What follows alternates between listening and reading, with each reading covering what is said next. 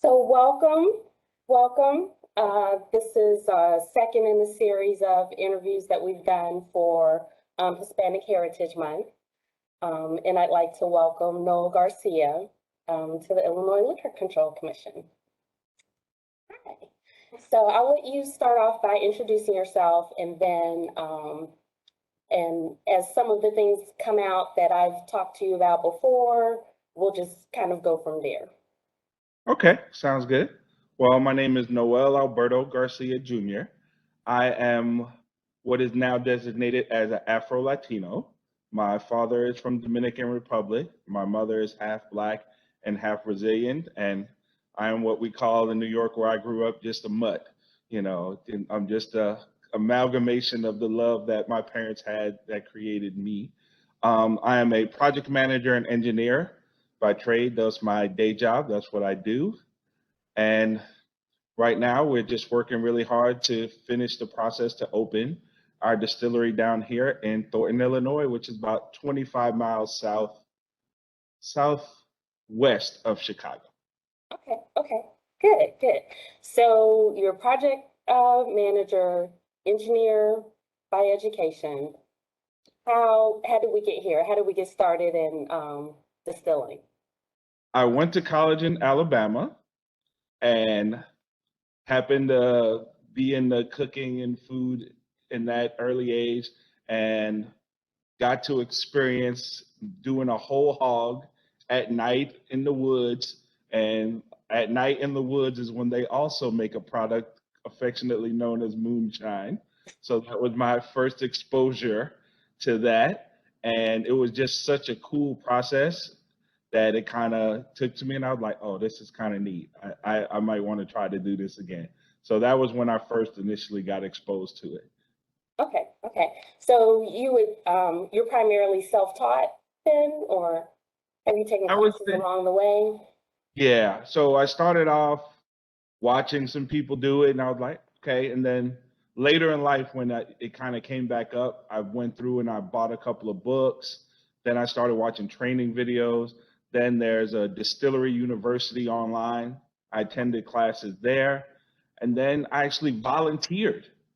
I volunteered at a distillery in Madison, Wisconsin that's no longer open, called Too Tall Distilling, and they let me come in and spend my weekends up there. So every weekend I would drive from Chicago to Madison and go work for free just so I could learn how a distillery is supposed to run. And right now, when that distillery closed down, I ended up finding another distillery that's in Michigan called Foggy Mountain, and they allowed me to do the same thing essentially. I used to drive up there and work with the distillery owner on the equipment. I learned how to fabricate my recipes on a larger scale that I created and developed. And so now we kind of formed a partnership, and I get to go up there now and work unpaid still, but I'm getting a lot of experience, and they're helping me produce my products that I'll later be able to sell here in Illinois. Okay, great. Now, during the time that, especially during COVID, I noticed that some distilleries started to produce hand sanitizer as a way to, they may not have had as many requests for their product, and as a way to kind of keep things going, people employed. Do you manufacture hand sanitizer? And if you know, what's the difference between like the process of hand sanitizer and distilling? Actually, I made some up in Foggy Mountain. We made a bunch of it, and that's a train going by because my building's right by the train tracks, if you can hear it. Hopefully, I'll muted some of that out. But essentially, the process to make hand sanitizer versus sprit, exactly the same. So Okay. you're making the exact same base ethanol. The thing that differentiates it is at the end of the process, you add what's called the denaturing agent, which makes the product not fit for consumption anymore. So it's Oh, basically the same alcohol, but then you add something to it that makes it not something you would want to drink. An example of that is a product called Bitrix, and it is exactly as the name sounds. It is a bittering agent, and okay. I can tell you from getting a drop on my finger that if You do not want that to be consumed by anyone. It is foul. It is the most foul tasting thing, but it doesn't do anything to the active ingredient. It just makes it not fit for human consumption. Okay, okay.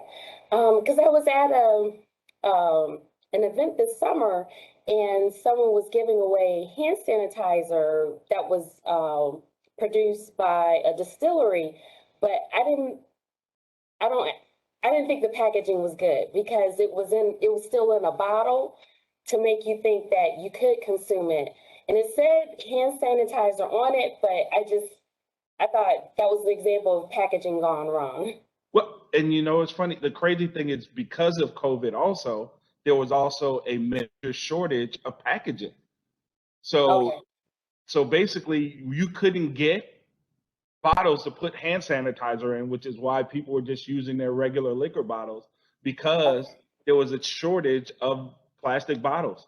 And the crazy thing is, in the industry, not right now, there is still a shortage of packaging, whether it's aluminum cans, glass bottles, and plastic, because the infrastructure hasn't caught up with being able to deliver those items. So it's crazy.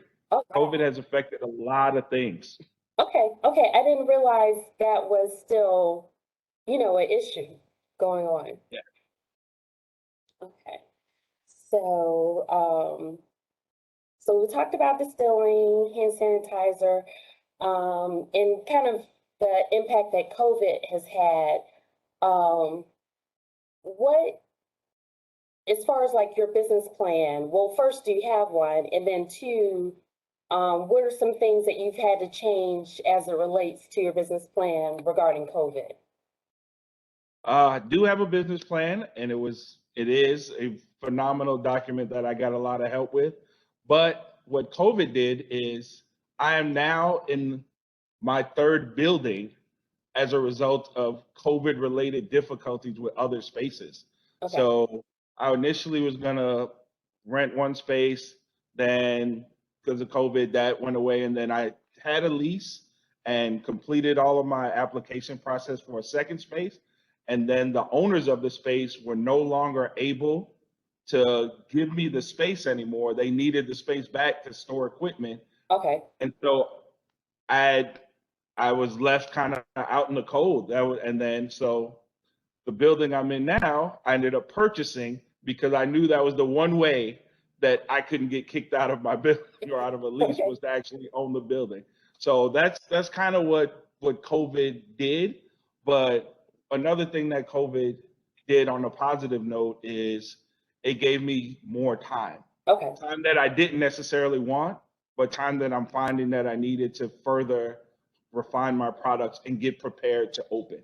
So it gave me that time, and it also gave me opportunity to strengthen my relationship with the owner up at Foggy Mountain and get my product lines ready for mass production versus okay, the smaller production that I'm going to have here. So I'll be able to do both. okay, okay. Now, how did you select your building? Was it something that was like that you had to totally gut everything out, or did it have some parts of it that you could already use, or how did that work out? How did you find it? And then, like, what was the vision? I was fortunate enough to have, when my last building was about to fall through, the village administrator who I've been working with for 5 years said, "There's a building that might suit your needs." And he brought me over to the building, which I'm in right now. And it was my biggest concerns with for the distillery was high enough ceilings, parking, and then having a big open space because I wanted to make sure that I had enough room for all the equipment as well as to have a tasting room in the space.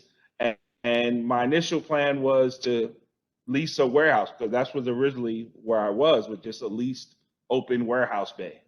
And when I found this building, it became a gut job. So it has taken me approximately 12 30-yard dumpsters to completely empty this building. And I started working on it in last December when I bought it. So now we are officially gutted. Demo is completely done. And we're at the phase where we're trying to start building everything back as quickly as we can. that we can resubmit for our state application at our new location. Okay, okay. Now you mentioned parking. Why was parking important? Because we're not just going to produce here, we're also going to have a tasting room. So having a tasting room, you want people to be able to come, and we're on a main road that runs through the town, which is awesome because we'll get a lot of visibility from our sign that we're going to have out front, but we don't have on the street parking. So having a parking lot here was a major advantage. And so that's something that will probably get repaved in the fall. But parking is definitely a must if you're going to have a tasting room, whether it be a municipal parking lot or street parking. But where we are, it was kind of difficult. So I'm glad that the building had parking attached to it. Okay, okay. So now as you're planning thing out, how did you find your architect? How did you find the people to help you with this? And was it necessary to have someone that had knowledge of distilling and the things that were needed, or how did that go? Finding the architect it was funny. My college roommate is now an architecture professor at Temple University. And even though he lives way up in Philly, I still hit him up. You always reach out to people you know. And he referred me to the architect that I have now, which was cool because it's always good to have those connections. But as far as the rest of like my advisory board, it is distillers that I've met going to visit different distilleries, specifically Jeff up at Foggy Mountain because he's kind of like my Zen master. And then you've got the owner of 18th Street Distillery, Drew, who's closer to me, and another person of color that's a distillery owner. So leveraging all of those people that are where I want to be was key. So they don't like when I call them my mentors, but they are my mentors because they're where I'm trying to get to.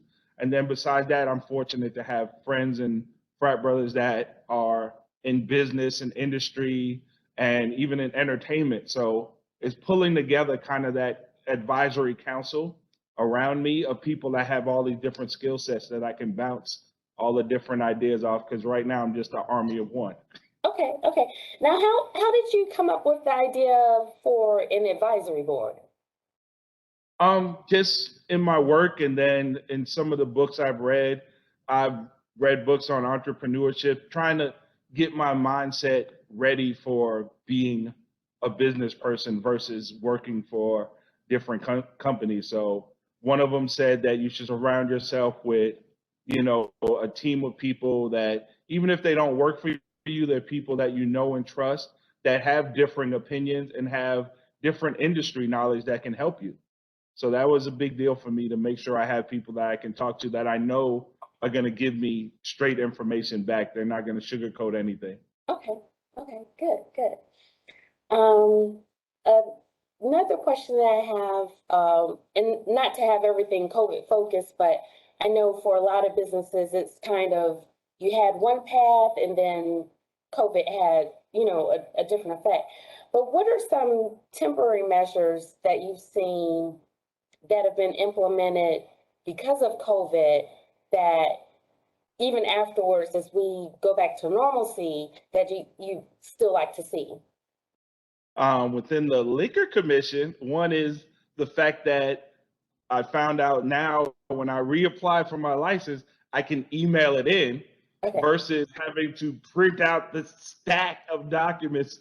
And my first go round of working on my license, I had to mail everything in.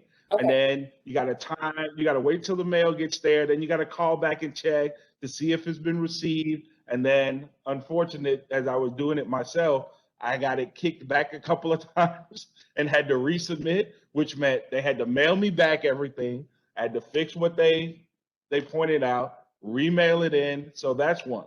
Just the fact that now I can print, sign, scan, email. That's one. Another one is the to-go cocktails okay, that they allowed restaurants and bars to have.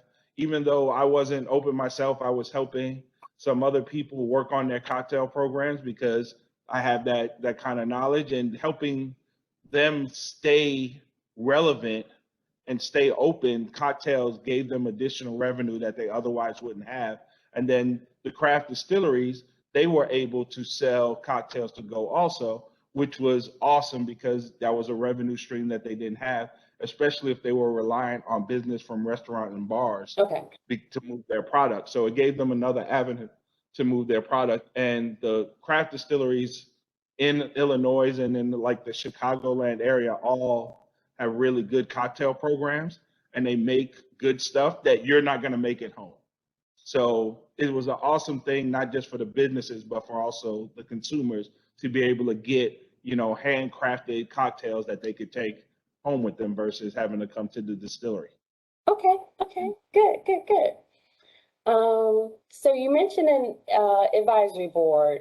Are there any other support systems that you use or rely on as a small business owner? So a local chamber of commerce or Yeah. procurement The, technical the assistance centers or anything like that within the state? the local SBDC center and the WBDC center have been two that I've kind of worked with and relied on to get information and help. I attended the Women's Business Development Center spring cohort last year, which was phenomenal. Being in a group of other small business owners working through this whole process of further refining our business models, talking through marketing, and it was just a great thing to not just personally in that regards of for my business, but also that mental thing that you're not the only one going through it. Mm-hmm. And so everybody is trying to do their different businesses, but we're all entrepreneurs and we're all learning from each other and having those conversations about what's going right and what's going wrong. So the SBDC for sure, the WBDC also, and then the village here in Thornton. Okay. I mean, from the village president to the board of trustees, the village administrator, who's also in charge of economic development, he's been phenomenal and everything. The fire chief, who's also the building inspector, and then the clerks. Just having a supportive municipality has made a difference, a tremendous difference in my ability to move the project forward. Because before I ended up in Thornton, I went and pitched my idea of opening a craft distillery to 7 different municipalities. Okay. And I will tell you, it was not it was not fun.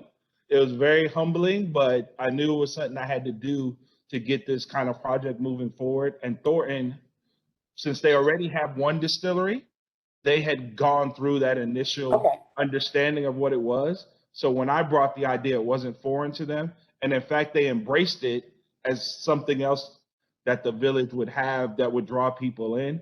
So they were tremendous about helping me through this whole process. And I mean, it's been 5.5 years now that I've been working with them, and hopefully soon all of our hard work will pay off and we'll be able to open, and by the springtime we'll be able to have visitors here.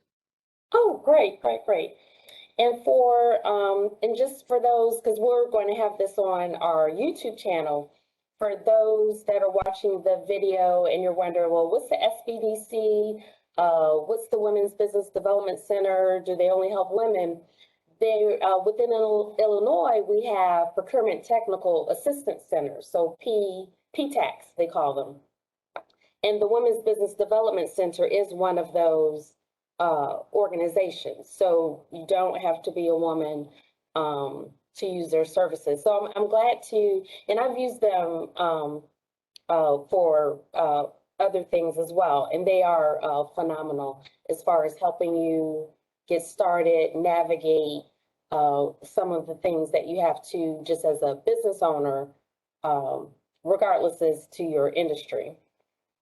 So now, just out of curiosity, the cohort that you mentioned, what were some of the other businesses that were in the cohort? There was a couple of restaurants. Okay. Taurus Flavors was one. The original Taurus Flavors Oh, okay. was the heir to that. She was on there. There was a gentleman that makes sweet potato pies. Okay. So it was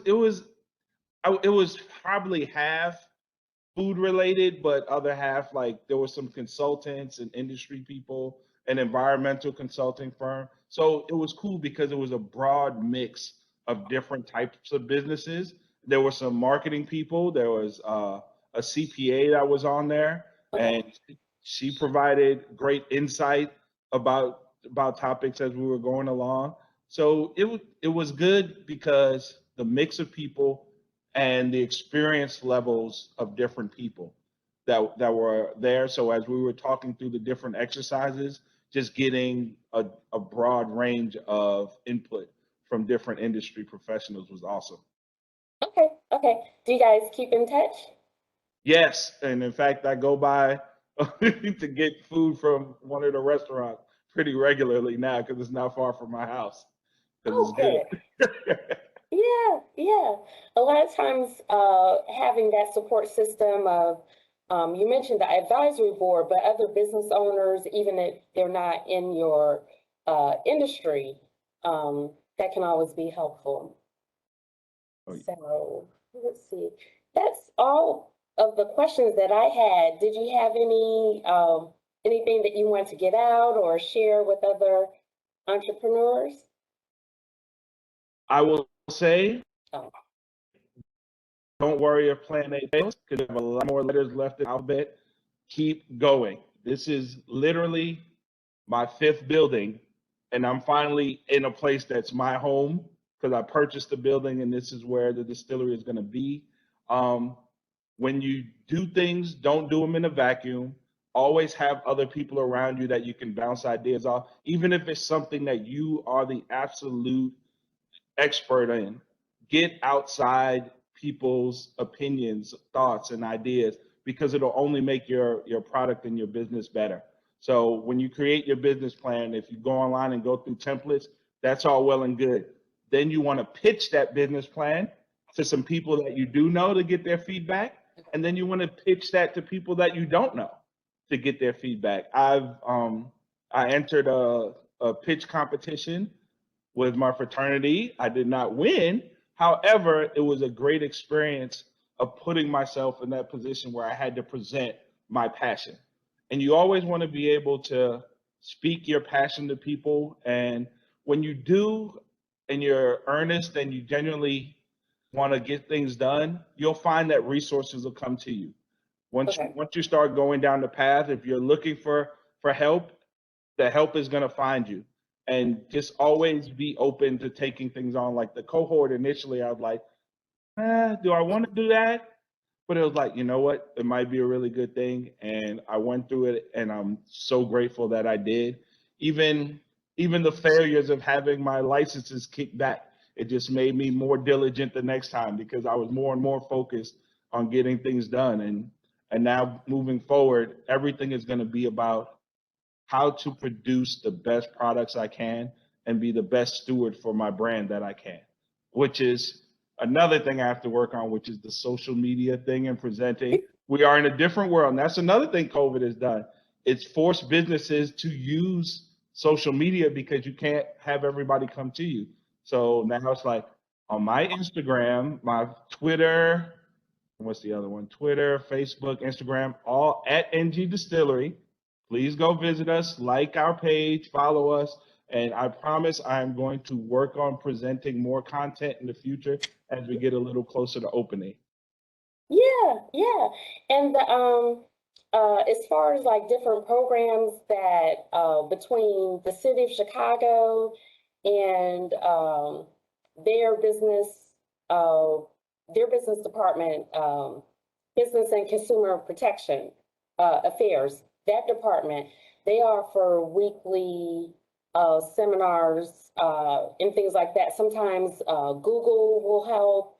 And they help with things like that, social media and other areas of running your business. So definitely, because that's how people can find out about you, um, as we learn when they can't physically come to your business.